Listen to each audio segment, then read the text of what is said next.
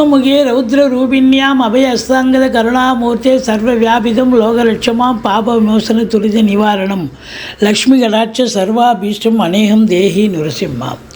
மாதா நரசிம்ம, பிதா நரசிம்ம, பிராதா நரசிம்ம, சகா நரசிம்ம, வித்யா நரசிம்ம, திரவிணம் நரசிம்ம, சுவாமி நரசிம்ம, சகலம் நரசிம்ம, இதோ நரசிம்ம, பிரதோ நரசிம்ம, யதோ யதோ யாஹி ததோ நரசிம்ம, நரசிம்ம தேவாத்பரோ நகசீஸ் தஸ்மான் நரசிம்ம சரணம் பிரத்ய.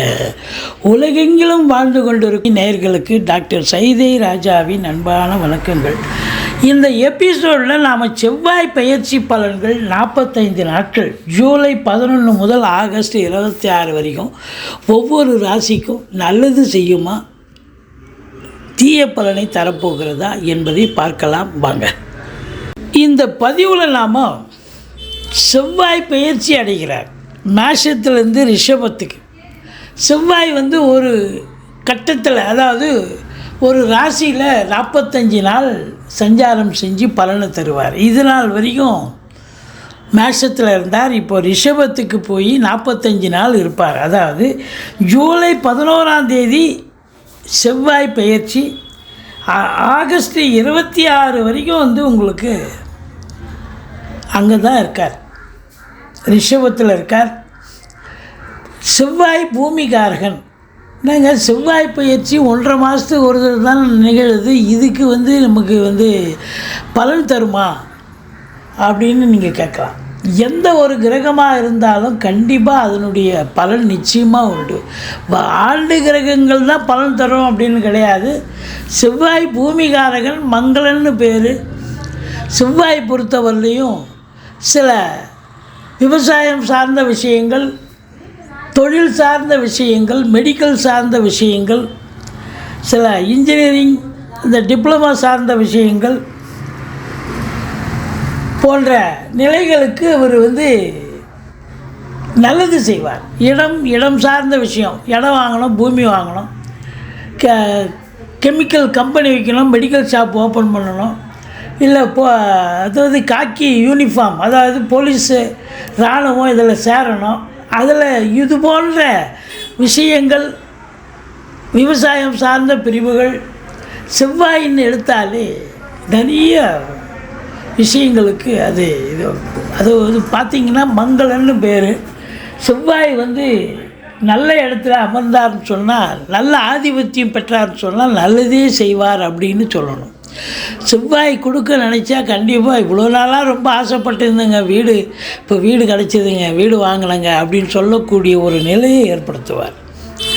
அது மட்டும் இல்லை, ஒரு ஸ்பீடு. இவரை பொறுத்தவரையிலையும் ஒரு வேலை வாய்ப்புக்கும் செவ்வாய் காரணக்கர்த்தா. இந்த குருவோடு செவ்வாய் இணைஞ்சாலோ, செவ்வாயை குரு பார்த்தாலோ, அரசு கிரகங்கள் இல்லையா, அரசு வேலை கிடைக்கிறதுக்கும் வாய்ப்பு உண்டு. இப்போ இன்டர்வியூ அட்டன் பண்ணுவாங்க. இந்த காலகட்டம், இந்த ரிஷபத்தில் செவ்வாய் இருக்கிற காலகட்டம் சிலருக்கெல்லாம் ஃபேவர், 12 ராசிக்கும் ஃபேவர் கிடையாது. சில ராசிகளுக்கு ரொம்ப ஃபேவராக இருப்பார், சில ராசிகளுக்கு அன்ஃபேவராக வருவார். அப்போது 12 ராசி அதிபர்களும் வேலைக்கு முயற்சி பண்ணாங்கன்னா எல்லோரும் கிடைச்சிரும்னு சொல்ல முடியாது. அப்போது இந்த செவ்வாயினுடைய ஆதிக்கம் சிறப்பாக இருக்கும் பட்சத்தில் செவ்வாயினுடைய சஞ்சார நிலை எப்பேற்பட்ட பலனை வழங்கப் போகிறது ஒவ்வொரு ராசிக்கும் அப்படின்னு பார்க்கலாம் வாங்க. துலா ராசி காலபுருஷனுக்கு 7வது ராசி. சித்திரை 3-4 பாதங்கள், சுவாதி விசாகம் 1-2 3 பாதங்கள் உள்ளடக்கி. இந்த துலா ராசி அதிபதி சுக்கிர பகவான். அவர் மாதம் ஒரு ராசியில் இருப்பார். இப்பொழுது அவர் கடகத்தில் இருக்கார், 10ஆம் இடத்துல தான் இருக்கார். அப்புறம் 11ஆம் இடத்துக்கு வரார். நல்ல இடம்ல, 10 நல்ல இடம், 11 நல்ல இடம். இந்த 45 நாளும் இந்த செவ்வாய் பகவான் 2க்கும் 7க்கும் உடைய செவ்வாய் பகவான் 8ஆம் இடத்துக்கு போயிடுறார். 8ஆம் இடம் என்பது நல்ல இடமா அப்படின்னா நல்ல இடம் கிடையாது. அதனால் ஆதிபத்தியம், நல்ல ஆதிபத்தியம், 2-7ங்கிறது சூப்பரான ஆதிபத்தியம். ஆனால் அவர் போய் 8ஆம் இடத்துல போய் அமர்ந்திருக்கிறதால கொஞ்சம் எச்சரிக்கையாக இருக்கணும். 8ங்கிறது ஒரு நல்ல இடம் கிடையாது. அசிங்கம் அவமானத்தை தரக்கூடிய இடம். பட் இருந்தாலும் அவர் தனித்து இருந்தால் நிறைய பிரச்சனைகள் தருவார். ஆனால் குருவோடு இணைஞ்சிருக்கிறதால சம்மவ் பெட்டர் அப்படின்னு சொல்லணும். இருந்த போதிலும் இந்த செவ்வாய் பகவான் அப்படின்னும்பொழுது அவர் பூமிகாரகன் இல்லையா, மங்களகாரகன், மங்களன்னு பேர். அவர் அதாவது 7ங்கிறது மனைவிங்க, 2ங்கிறது குடும்பஸ்தானம், பண வரவு, இதெல்லாம் போய் 8ஆம் இடத்துல போய் மறைஞ்சிடும். அப்போ மனைவிக்கு தேக ஆரோக்கிய குறைவு ஏற்படும், மனைவியால் பிரச்சனைகள் இருக்கும், மனைவி வேலை பார்க்குற இடத்துல பிரச்சனை தேடிக்கிட்டு வரும், மனைவியோ அல்லது வாழ்க்கை துணையோ. ஆனால் குரு சேர்ந்து இருக்கிறதால ஓரளவுக்கு நிலைமைகள் சமாளிக்கப்படும்.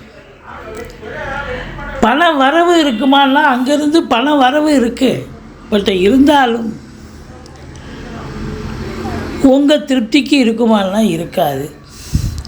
3ஆம் இடத்தையும் பார்க்குறார், முயற்சி ஸ்தானத்தை. இருந்த போதிலும் இந்த துலா ராசிக்கு இந்த குரு ஃபேவராக இருக்காருங்க. அது ஒன்று தாங்க ஃபேவர்.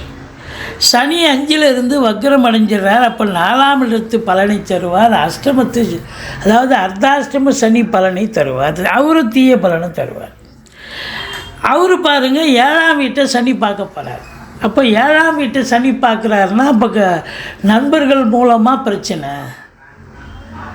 கூட்டு தொழில் செய்கிற இடத்துல பிரச்சனை, கூட்டாளிகளுக்கும் உங்களுக்கும் பிரச்சனை, கணவன் மனைவி இடையே பிரச்சனை, கணவன் அல்லது மனைவிக்கு உடம்பு முடியாமல் போகலாம், இல்லை கருத்து வேறுபாடு வரலாம். 11ஆம் இடத்தை சனி பார்க்குறது. 11ஆம் இடம் எண்ணிய செயல் ஈடேறுமானால் ஈடேறாது, காலதாமதம் ஆகும். மூத்த சகோதரம் இருந்தால் அவருக்கும் உங்களுக்கும் கான்ட்ரவர்சி, கருத்து வேறுபாடு வரும். செவ்வாய் பெயர்ச்சி இந்த 45 நாளும் ஒன்றும் பெருசாக ஒரு மாற்றம் இருக்காது, ஏற்படுத்தாது. மாறாக கெடுபலன் செய்யாமல் இருந்தால் போதுமானது அப்படின்னு சொல்லலாம். அதுவே குருவோடு இணைஞ்சதால் உங்களுக்கு கெடுபலனுக்கு வேலை இல்லை, கெடுபலன் நடக்காது. ஆனால் நல்ல பலன் நடக்குமா அப்படின்னு சொன்னால் நல்ல பலனுக்கும் வாய்ப்புகள் இல்லை. இந்த ராகு 6ஆம் இடத்துல இருக்கிறதால அது ஒரு உபஜயஸ்தானம் அப்படிங்கிறதால திடீர் அதிர்ஷ்ட வாய்ப்புகள், எதிரிகள் ஓடி ஒளிவார்கள், வெளிநாடு சம்பந்தப்பட்ட விஷயங்கள் அனுகூலத்தை தரப்போகிறது அப்படின்னு சொல்லலாம். இந்த செவ்வாயும் உங்களுக்கு 11ஆம் இடத்தை பார்க்குது, 4ஆம் பார்வையாக. அப்போ மூத்த சகோதரம் இருந்தால் அவரால் உங்களுக்கு பிரச்சனைகள் வரும். பண வரவு கொடுக்கல் வாங்கல் செய்ய வேண்டாம். பண வரவு இருக்காது, இருந்தாலும் கொடுக்கல் வாங்கல் கண்டிப்பாக செய்யக்கூடாது அப்படின்னு நம்ம சொல்கிறோம். எச்சரிக்கையாக இருங்க. மற்றபடி சனி வக்ரம் சாதகமல்ல, குரு மட்டுமே சாதகம், செவ்வாய் சாதகமல்ல. குருவும் ராகுவும் சாதகமாக இருக்கிறார்கள். அதனால் இந்த 45 நாள் இந்த செவ்வாய் பயிற்சியான நிலை, செவ்வாயினுடைய நிலையால் செவ்வாய் கிரகம் சாதகமாக இருக்குமானா இல்லை. மற்றபடி நீங்கள் முருகப்பெருமானை வணங்குங்கள். நன்றி. வாழ்க வளமுடன்.